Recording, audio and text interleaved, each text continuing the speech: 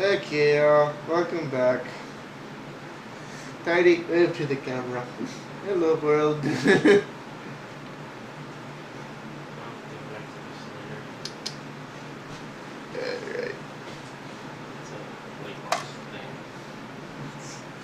Alright. Spam on the iPhone. What else is there? Specifically for the iPad. And with this large a display, you get apps that are just a little bit better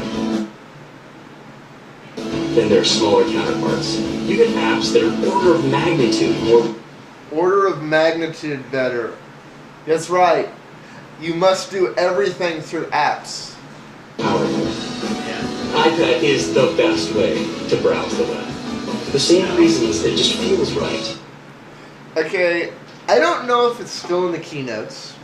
We're going to cover the keynotes after we get done with this video, which is taking us forever to get through. We're sorry. But, you know, how is it the best way to browse the internet when, you know, Steve Jobs was showing off the New York Times site? Or some other site. I don't remember which one. I don't remember what site it was. I think it was the New York Times, but it's like he's like showing off. You can use the internet, and you have the whole internet here right on your fingertips. And he browses to a big, you know, blue cube area, which was Flash content, Yeah. which this thing won't load because Steve Jobs commands it. To hold a book or a magazine or a newspaper in your hands as you read them, it just feels right. To hold the internet in your hands as you surf it. And with a screen this large, you can just see more of the web as you're surfing it. And take the New York Times. You can see all the top. It's basically like the size of this. No, that's the other thing. Here, hold that up. It's like this is the size of basically the iPad. This isn't as thin because it's a full-blown computer and stuff. But you know what? If you redesign this thing, Yeah. it would be close to the same size. Yeah. Because this thing has a lot of things on it that the iPad doesn't. It has USB ports. It has a full networking port. It has mic in out. It has the whole bells and whistles basically. So it's got a VGA out. It's got a HDMI out. It's got a but you know basically this little E machine here is you know this would be what you're like holding your iThing, and this would be the screen, Yeah. except. And you know, I would buy this. It's like, how much was this? You put more RAM in it. How much was it before you put more RAM in It was it? around 300. Okay. 400 or something like that. So this is a third less. Yeah. This is an almost 2 gigahertz processor as opposed to a 1 gigahertz processor. Yeah. You have the ability to add memory. Yeah. This thing has built-in Wi-Fi. Correct. So we're comparing this to the non-3G version, the $4.99 version. Yeah.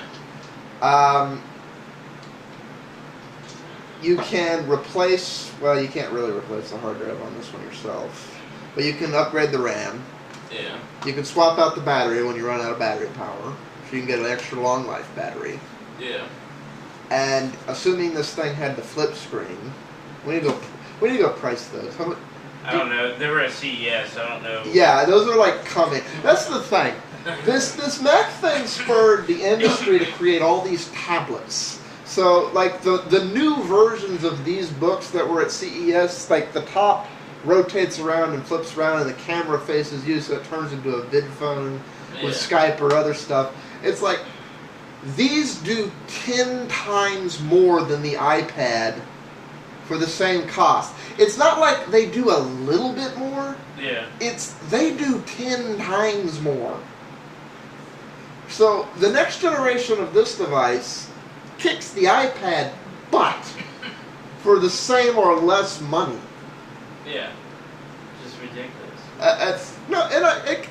I could see the reverse ones of these, like holding it and doing, like I said, using it for my giant big remote control.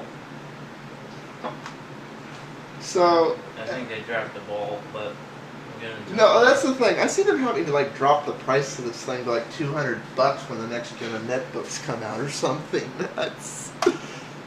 I don't know if they can make money at that price. Stories. They're all just right there. if you see something, you just reach out and tap it. It's completely natural. You don't even think about it. You just do. iPad Except for when you can't. is a world-class email client that's incredibly fun, but very productive.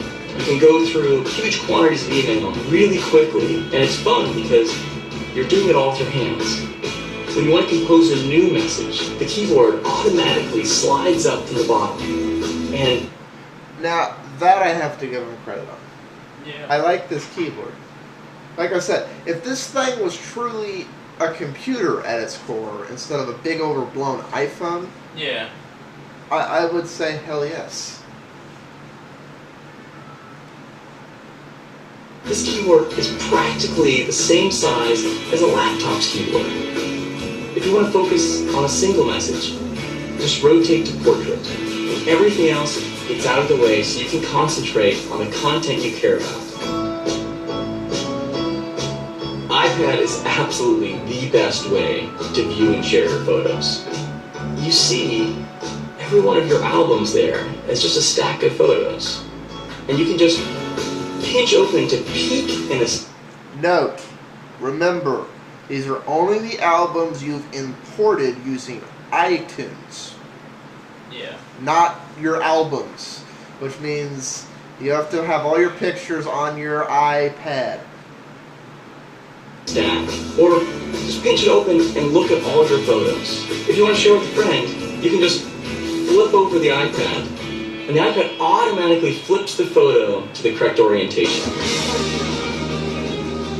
This is an unbelievable device for watching video. As long as The they user came from interface we built iTunes. for this is just fun. When you see something, you touch it with your finger and it starts playing. There's no delay. The quality of this video is amazing. You can double tap, fill the whole screen. We also built an incredible Maps application on here. It's really fast.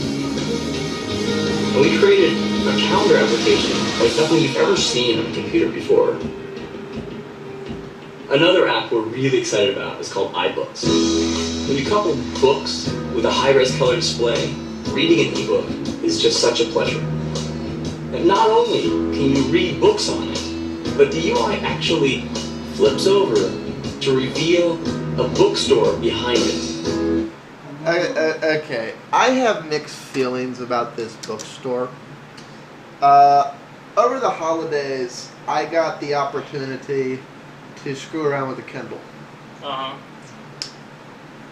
And here's the thing. It's one of those things you just have to mess around with it and screw with it. And it's the difference of night and day. Because the Kindle is not a lit display in any way, shape, or form. It's just those little rolling balls. Mm-hmm. So it just works. And here's the thing. If I'm up at 2 in the morning reading, if I'm a future college kid or a future high schooler or even a future grade schooler, and it's later night and I'm reading that chapter I put off to the last minute, Yeah. I'm going to want to read it on an ebook reader like that, not my bling screen, because I've done that before, and you wind up basically changing the whole color scheme of your stuff so the letters are red and the screen's black so it's less glow and other shit. Just so you don't get the eye fatigue, and this device is still going to have that problem. Yeah. I no matter if you turn it down, it's still bright. Yeah, I mean, I haven't got my hands on it yet. Maybe Apple figured out an ingenious way to fix that problem. Maybe they've done some higgledy-figgledy magic where a lit display doesn't seem lit. And that's the little cantina telling me we're coming up on time. So see y'all on the flip side of the next part. Peace out temporarily.